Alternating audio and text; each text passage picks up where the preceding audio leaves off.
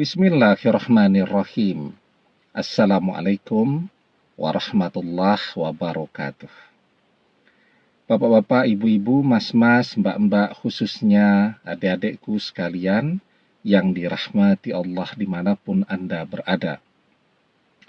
Kembali di IIB Channel bersama saya, IIB Wijayanto. Kali ini kita akan membahas tema 3 kunci mempercepat mantan kembali kepadamu. Ya. Jadi kita sudah mengerjakan berbagai amaliyah. Kita sudah berdoa, kan otomatis tuh ya. Karena setiap amaliyah pun yang dikerjakan ada doa kuncinya kan. Contohnya nih ya, kita mengamalkan sebuah amalan. Nah, sebelum kita baca amalannya kan kita baca doa kuncinya. Ya, dengan karomah amalan itu agar ya apa yang menjadi keinginan kita, mantan kembali kepada kita. Nah, ada 3 kunci ya agar doa dan amalan ini segera terkabul atau segera terwujud. Yang pertama ya, kita berdoa. Kita mengerjakan sebuah amalan itu dengan keyakinan bahwa amalan itu terkabul, ya. Artinya apa? Ketika kita memilih sebuah amalan, ini adalah amalan yang terbaik yang kita pilih ya. Jadi kita memilihnya pun itu dengan hati-hati. Kita lihat, oh ini memang yang memberikan amalan ini adalah orang yang memang memiliki ijazahnya. Artinya apa? Dia terhubung dengan guru-gurunya, memiliki transmisi keilmuan dengan guru-gurunya.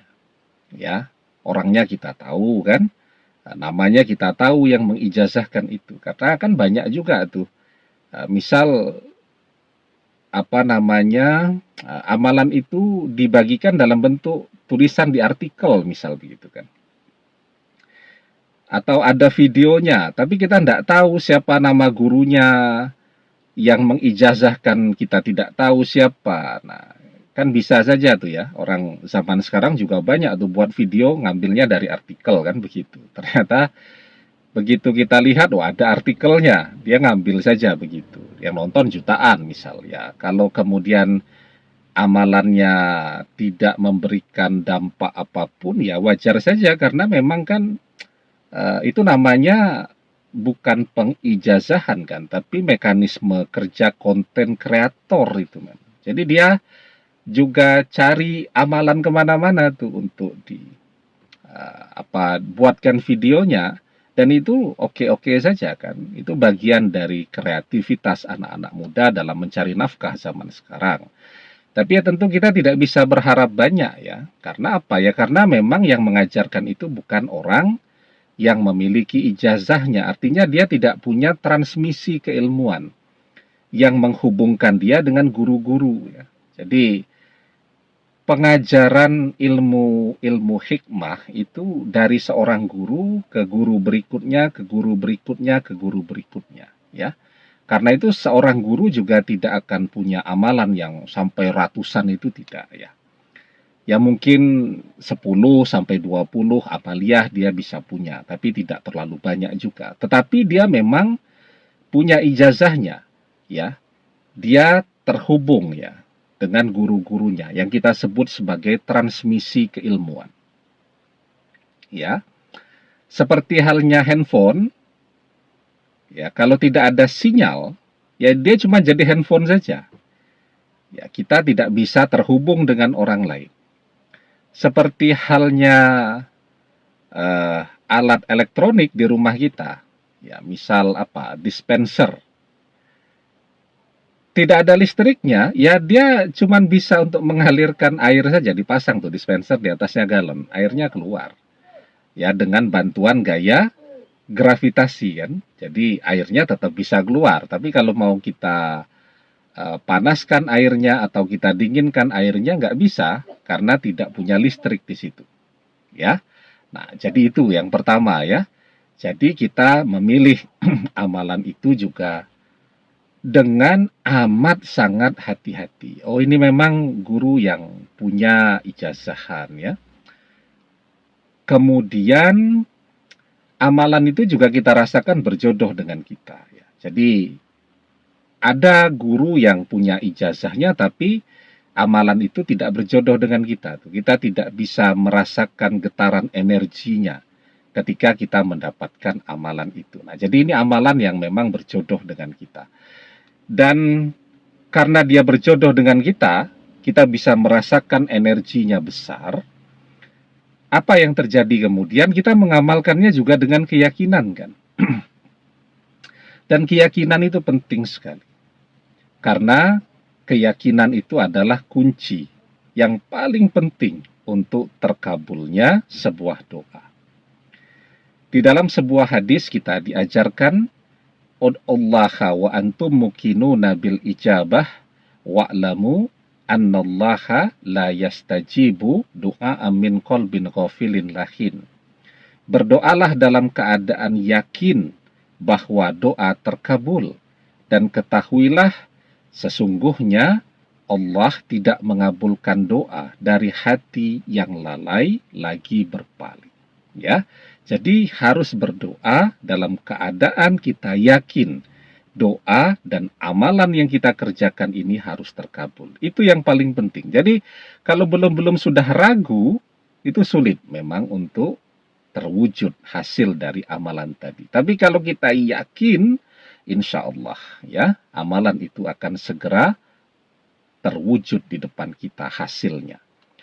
Kemudian yang kedua ya,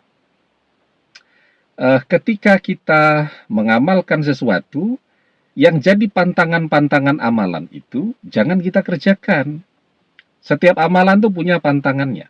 Semua amalan ya, itu pantangan yang paling penting apa? Mengatakan bahwa amalan ini tidak terkabul. Amalan ini tidak ampuh. Amalan ini tidak mujarab dan seterusnya. Nah, itu pantangan besar tuh. Ya, termasuk bertanya pun itu sudah jadi pantangan besar. Berdoa juga begitu. Ketika kita berdoa itu jangan sampai kita mengatakan bahwa doa ini tidak mustajab, doa ini tidak terkabul dan seterusnya. Ya, kalau kita bilang doa ini tidak terkabul, justru itu yang terkabul. Apa yang kita katakan itu doa tidak terkabul, nah malah itu yang terjadi.